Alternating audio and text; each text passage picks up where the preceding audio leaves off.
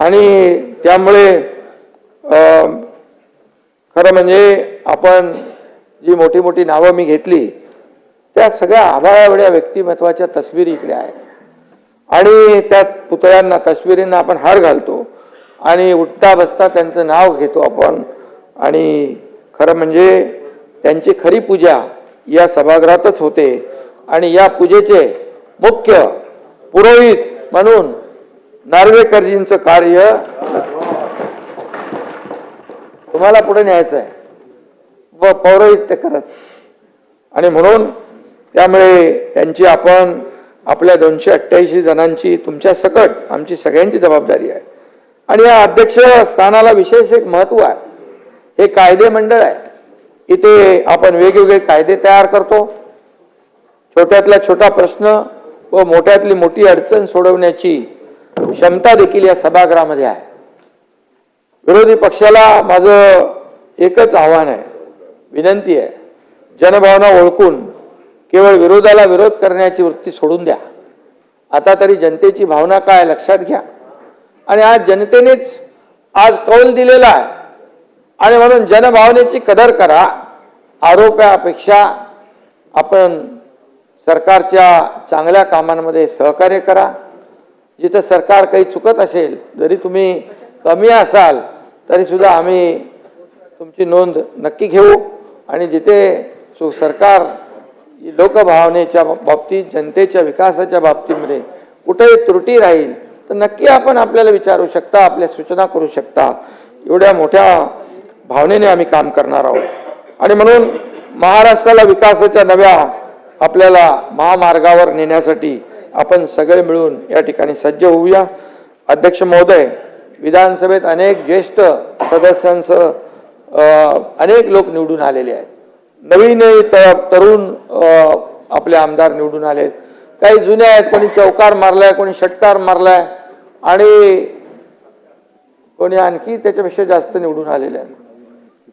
7 वेळा निवडून आलेत आणि कालिदास किती वेळा आले? 9 वेळा.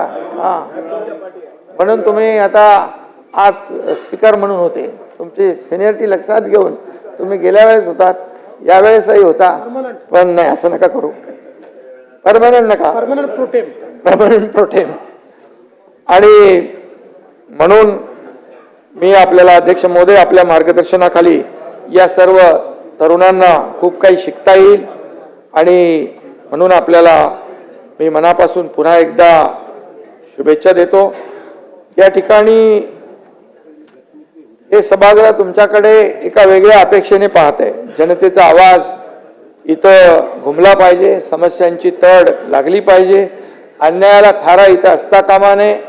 कारण या सभागृहाचा एक वेगळा डेकोरम आहे, या सभागृहाची एक वेगळी गरिमा आहे, त्या सगळ्या सभागृहाचं एक वेगळं पावित्र्य आहे आणि त्यामुळे हे पावित्र्य राखण्याचं काम आपल्याला सगळ्यांना मिळून करायचं आहे आणि जास्तीत जास्त लोकहिताचे प्रश्न या ठिकाणी मांडले जातील अशा प्रकारची प्रत्येकाची भावना आहे.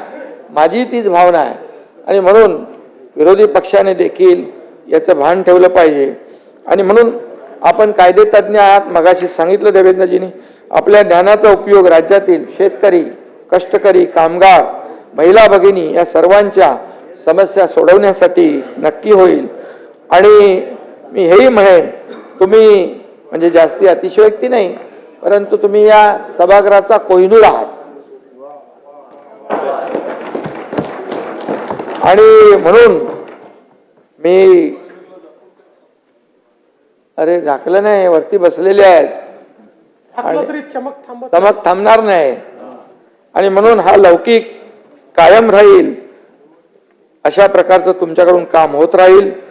आणि मी एवढंच सांगतो की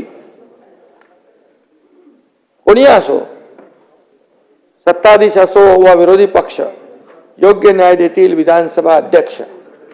आणि म्हणून नानाजी,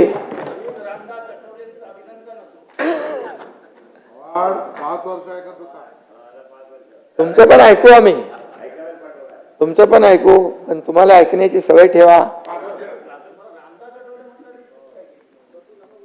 ते तुम्ही योग्य वेळी योग्य लोकांचं ऐकत नाही म्हणून अशी परिस्थिती झाली. अशी परिस्थिती झाली. म्हणून मी पुन्हा एकदा विधानसभा अध्यक्षांचं मनापासून अभिनंदन करतो, मनापासून आपल्याला पुढच्या वाटचालीस शुभेच्छा देतो आणि थांबतो. धन्यवाद. जय हिंद, जय महाराष्ट्र.